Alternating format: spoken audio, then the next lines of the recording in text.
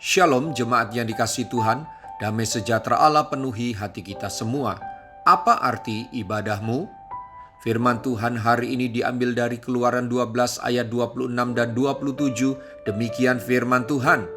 Dan apabila anak-anakmu berkata kepadamu, apakah artinya ibadahmu ini? Maka haruslah kamu berkata, itulah korban Paskah bagi Tuhan yang melewati rumah-rumah orang Israel di Mesir ketika ia menulahi orang Mesir, tetapi menyelamatkan rumah-rumah kita. Lalu berlututlah bangsa itu dan sujud menyembah. Ayat ini dilatar belakangi oleh perintah Tuhan agar orang tua di bangsa Israel menjelaskan arti ibadah yang mereka lakukan jika anak-anaknya bertanya. Para orang tua di bangsa Israel ditugasi untuk menjelaskan dengan benar.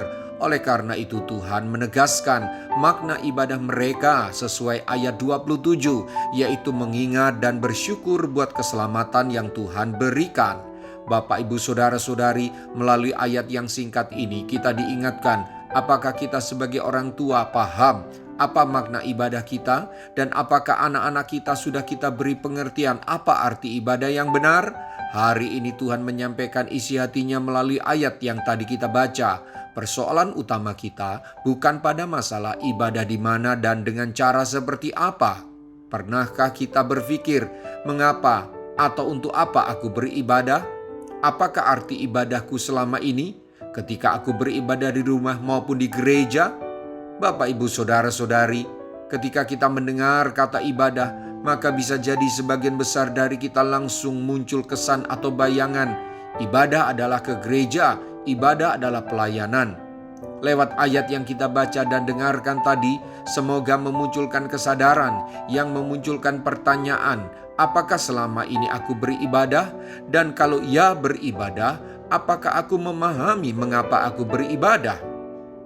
Kegagalan memahami makna ibadah akan menghasilkan ibadah yang menyimpang. Mari kita kembali mengevaluasi ibadah kita, baik dari sudut arti atau makna dan dari sudut cara, sehingga kita tidak kehilangan makna dan tujuan kita beribadah. Ingat, yang menghendaki kita beribadah adalah Tuhan. Seharusnya jika kita beribadah bukan hanya karena kesadaran kita sebagai umat yang beragama, yang bermoral, tetapi sebagai umat yang bersyukur.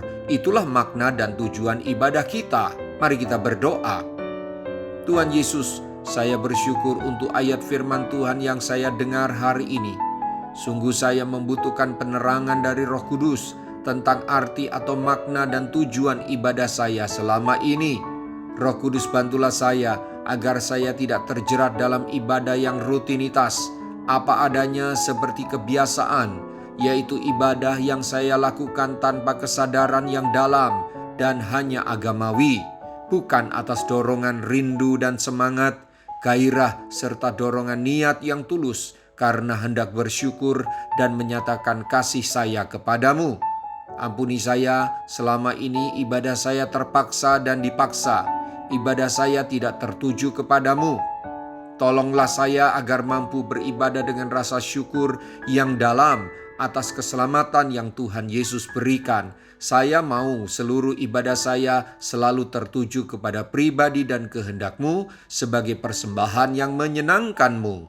Dalam nama Tuhan Yesus, haleluya, amin. Sampai jumpa besok dengan suara gembala, firman Allah yang hidup. Tuhan Yesus memberkati.